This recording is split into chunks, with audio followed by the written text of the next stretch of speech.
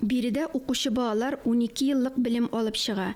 Mekteптің tüp burışı mümkünlikleri şekli балаларға махсуслаштырылған ярдәм ұйыштыру. Ишетү сәләте һәм сөйләм теле бозылған оқушыларны уңышлы социаль адаптациялау өчен уңай шартлар тудыру, сыйфатлы билим бирү. Безнең мәктәп Татарстан Республикасының иң борынгы, иң тарихлы мәктәпләренең берсе. 1886 елда 20 январда безнең мәктәпкә нигез салынган. Балаларны бик яратам, үз балаларым шундый проблемалы булып тугач, миңа һәр бала үземнең балам шикелле үк бик якын.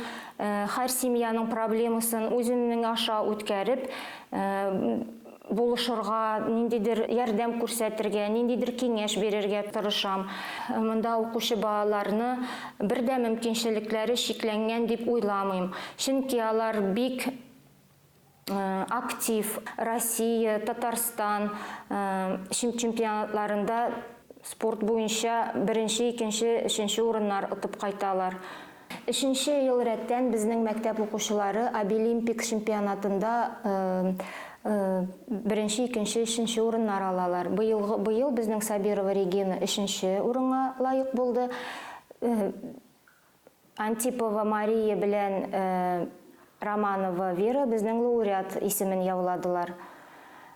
Бу балалар белән эшләү зур түземлек, тәҗрибә һәм осталык сорый. Шуңа күрә мондагы мөгаллимнәр югары педагогик билим өстенә махсус дефектолог психологик билимгә дә ия. Шунсыз эшләү мөмкин түгел. Чөнки һәр балага индивидуаль якын килергә кирәк. Укучыга билим һәм тәрбия бирүнең дөрес юлын сайлау мөһим. Бу эштә мәктәптә педагог, психолог, укытучы логопедлар булу балаларның сөйләм тайпылышларын төзәтүгә уңай этәргеч бирә. Надень наушники.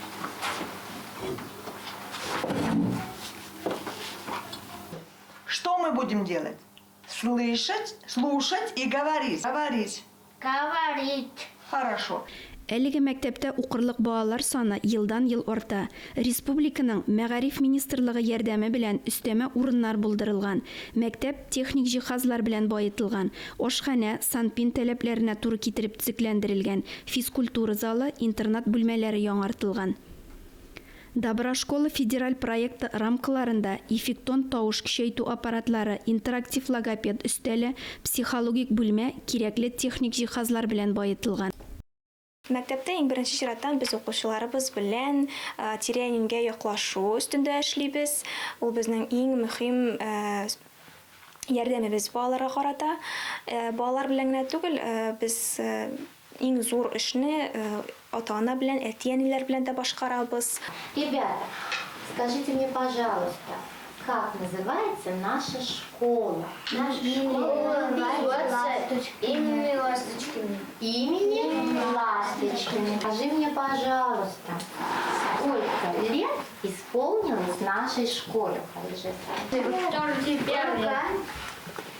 Какой сейчас у нас с вами идет урок? Какой сейчас с вами у нас урок? Математика, хорошо. Безнең балалар, алар әгәр дә укытучы аларны яратмаса, аларны якын итмәсә, безнең балалар аны бик сизәләр. И үзләренең йөрәкләрен, үзләренең талантларын бик ачмыйлар. Шуның өчен монда бик киң күңелле, чиста, саф җөрәкле кешеләр эшләргә генә эшлиләр.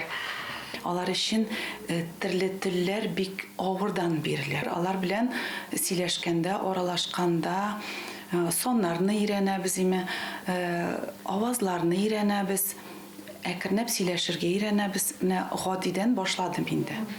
Мәктәпнең юбилей уңаеннан укучылар тантаналы линейкага җыелды. Уңышка ирешүчеләр мактау грамоталары белән бүләкләнде.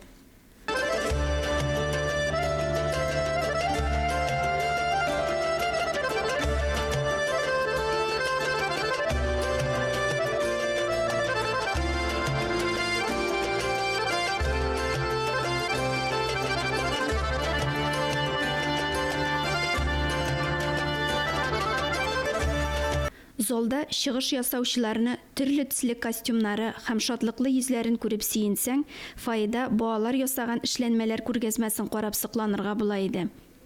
Мин балаларга тырышам дөньяны матур иттереп күрергә. Ак төстә ак төс кенә юк. Анда бөтен радуга төсләре дә күрергә тиешләр балалар. Балалар безнең бик талантлылары да бар арасында. Алар сөйләшә белмәсә дә, аларның күзләре бар. Күзләргә 99% информация балага үтә. Шуңа күрә алар күргәнне истә калдыра һәм рәсемендә төшерә белә. Әйе, Казанга гына түгел, республик өчен бик мөһим һәм кирәкле уку йорты бу. Югыйсә Биектау, Әтнә, Яшелүзән, Чистай, Азнакай балык бистәсеннән килеп укырлар идемени.